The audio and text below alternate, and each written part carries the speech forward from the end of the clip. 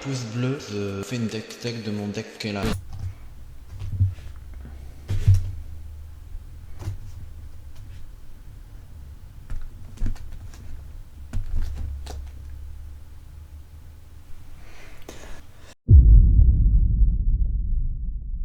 Bonjour, bonsoir, ceci est la deck tech de mon deck Kellan. Vous avez été énormément à me la demander, donc la voici enfin. Pour expliquer un peu le contexte, ceci est à la fois une deck tech et un sang du cygne pour Kellan, dans le sens où je n'ai pas réussi à le rendre bon. J'ai eu du mal et je n'y arrive pas avec ce deck, donc je pense arrêter de le jouer. Mais bon, me connaissant, je risque une nouvelle. Mais bon, me connaissant, il risque une nouvelle fois que dans 2 semaines, je recrée un deck similaire avec des cartes similaires pour voilà, pour. Mais me connaissant. Mais me connaissant, je risque de créer un deck similaire dans pas si longtemps, après avoir défait ce deck, parce que je m'attache beaucoup au deck que je fais. Alors vous avez été aussi nombreux à me demander les raisons de pourquoi j'arrêtais ce deck. La raison principale est que, en fait, il est assez faible, c'est qu'il a du mal à tuer, et si je dois me confier à vous, si je remonte dans le temps, j'ai souvent voulu jouer Artefact, donc à la base de jouer Breya 4 couleurs. Ensuite, je l'ai défait parce que j'aimais pas forcément l'aspect combo. Ensuite, il y a eu Misra, qui était un deck tout à fait intéressant également, mais voilà, qui me laissait pantois. Ensuite, donc voilà, j'ai descendu petit à petit les couleurs comme ceci. J'ai même eu un deck Sidri qui était intéressant aussi, mais je l'ai défait. Même un deck Sarum. Donc voilà, j'ai quand même beaucoup tourné, j'ai beaucoup deck buildé autour de l'archétype Artefact. Et finalement, j'en suis arrivé à Kellan, où je me suis dit, ah, cette fois-ci, je peux enfin jouer Artefact. Et ça m'a un peu sagriné de devoir me rendre à l'évidence que non, je ne peux pas jouer Artefact parce que soit je trouve ça ennuyeux, soit je trouve pas ça assez fort. Donc voilà, on y est. Pour la présentation du deck en lui-même, vous verrez, j'ai bien fait les choses parce que j'ai ordonné le deck pour que ça. Donc voilà, d'abord on va s'arrêter sur Kellan. Donc Kellan en lui-même, le but était de tour 1 jouer un terrain, tour 2 faire filer le suspect en aventure, donc j'enquête, donc je ton indice, puis je peux jouer un terrain supplémentaire ce tour-ci. Et en fait l'astuce était de pouvoir jouer Kellan tour 3 en ayant posé 2 terrains au tour 2, donc 4ème terrain qui arrive au tour 3, et là je suis avec Kellan qui est une 3-4 vol vigilance pour 4, et à chaque fois qu'il attaque je détruis jusqu'à un artefact ciblé, et si je contrôlais ce permanent je pioche une carte. Donc carte intéressante au final que j'ai bien aimé, j'ai beaucoup aimé la construire, beaucoup aimé construire le deck, mais dans le gameplay finalement ce n'est pas ce qui me convient et ce qui me... Donc voilà, ça c'est pour Kellan. D'abord j'ai mis les pièces de rampe, donc pour tout vous dire, voilà. Là c'est les pièces de rampe, donc des pièces de rampe classiques, hein. L'anneau solaire, la source de microsynthèse, le sculpteur d'Ethereum, la clé de nuage, la statue prisée, la raffinerie de Massfer, et la maîtresse transmutatrice, le simulacre solennel, l'inspecteur de la fonderie et le familier de Zoira. Donc voilà, des pièces de rampe assez classiques. Peut-être les petites particularités, c'est bon, non c'est pas ça, c'est la statue prisée qui repose en fait sur le concept du deck de détruire ses propres artefacts. Elle arrive elle crée un jeton trésor, et c'est pareil quand elle est mise dans un cimetière. Donc elle arrive, se crée un jeton trésor, elle s'attaque avec Kellan, se pioche une carte grâce à Kellan, et se crée un jeton trésor parce que la statue privée est détruite. Donc ça, c'est des synergies très sympas dans le deck. Et du coup, en termes de pioche, j'ai un peu retrouvé cette ambiance, que je vous spoil pas. Voilà, en fait, donc j'ai mis des classiques comme Sai, mais j'ai aussi mis des cartes qui permettaient de piocher une carte quand elles allaient dans le cimetière. Donc l'étoile chromatique en fait partie. Ensuite j'ai mis une sous-thématique indice, logiquement, avec les classiques indices en bleu-vert. Donc voilà, source de Sani, ça reste dans la même idée de détruire nos propres artefacts. Terrarium aussi. Enquête en cours, c'est un générateur de jetons indices, donc c'est très sympa, comme la curieuse enquête qui est une très cool carte. L'outil de férocité, lui, se détruit et fait piocher une carte. C'est une bonne carte. Le familier de filigrane, il meurt, il fait piocher une carte. Pareil pour ça, pareil pour ça. Ça, quand je crée un jeton indice, je peux l'engager pour piocher une carte, donc c'est bien. Ça, c'est un staple de jetons indice, et le navire de recherche d'Outros forcément pour... Donc voilà, ça c'était l'idée du deck, donc détruire mes propres artefacts, faire de la value. Et le deuxième plan du deck était de transformer les permanents des autres en artefacts pour pouvoir les détruire sur Kellan. Donc ça c'était très intéressant. Vous avez Torque de Linky Metal, t'avais des petits éphémères comme Rugissement de la Relique, Terraforcer Mir, Derrière le Masque, Transmutateur Neuroc, Trait de Mycosynthèse aussi, très bonne carte. D'ailleurs j'ai un petit souvenir avec la Trait de Mycosynthèse, un copain qui jouait Everything Come to Dust et qui souhaitait exiler tous les permanents, tous les artefacts, tous les enchantements et toutes les créatures. Et c'est assez marrant parce que j'ai pu, grâce au deck, j'ai pu tuto la source de mycosynthèse et donc tout transformer en artefact. Et du coup on a dû exiler tout, même nos terrains.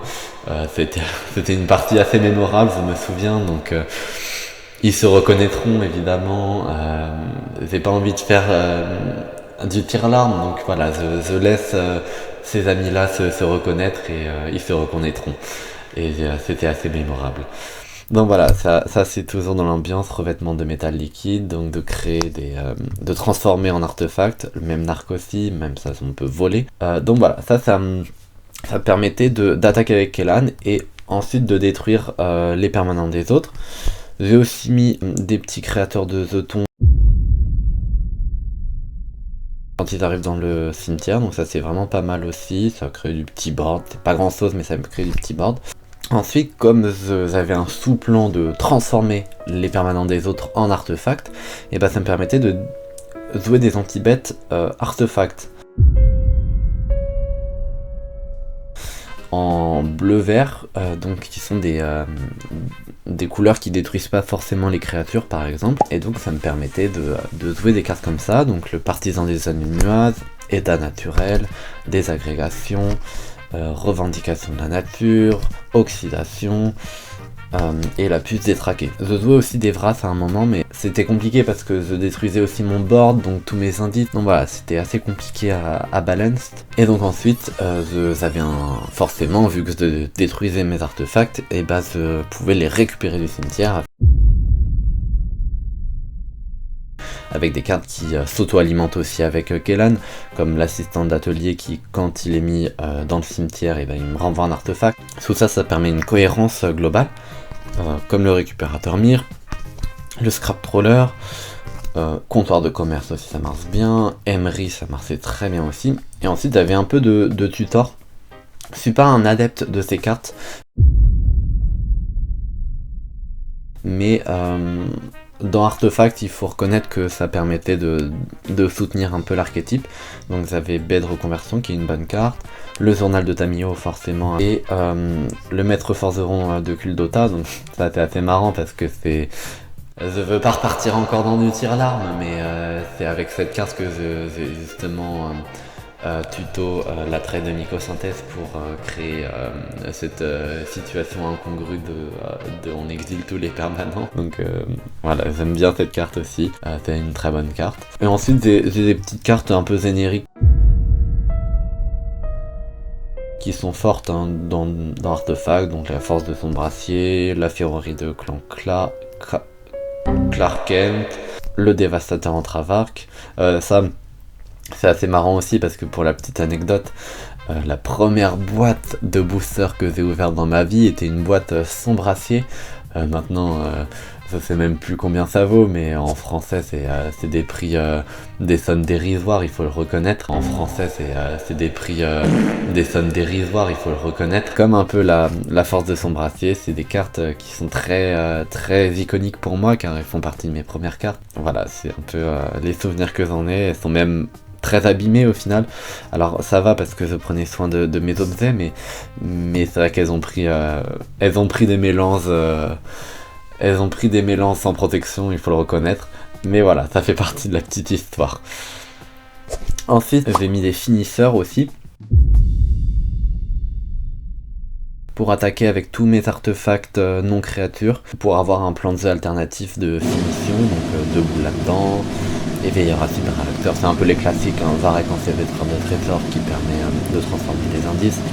Et le Cameroni Kappa. Aussi une carte que j'aime bien, le Métamorphe Phyrexion et le Maraudeur Fangren, Fangrand, je sais pas comment ça se prononce, qui fait gagner des points de vie à chaque artefact qui se met dans le cimetière, donc 5 points de vie, c'est quand même assez conséquent. Pour la petite histoire avec ce petit maraudeur, c'est que c'était en game avec des amis. Ils se reconnaîtront aussi. Voilà, je repars un peu dans le tire-larme, je suis désolé, mais c'était un peu dos au mur. Mon ami avait, je sais plus, 110, 120, 125 points de vie, et j'ai réussi à le rattraper avec le maraudeur grâce aux 5 points de vie que je gagnais, surmonter assez facilement à 40, 60, 70 points de vie. Et c'est vrai que ça donnait une partie assez mémorable où finalement on l'a même pas fini cette partie parce qu'elle était tellement longue que c'était assez fatigant. Mais magiquement parlant, c'était vraiment super intéressant ce qui se passait. Mais voilà, c'est vrai que ça pouvait un peu perdre. C'était assez compliqué de tout suivre les triggers et tout, mais c'était vastement intéressant.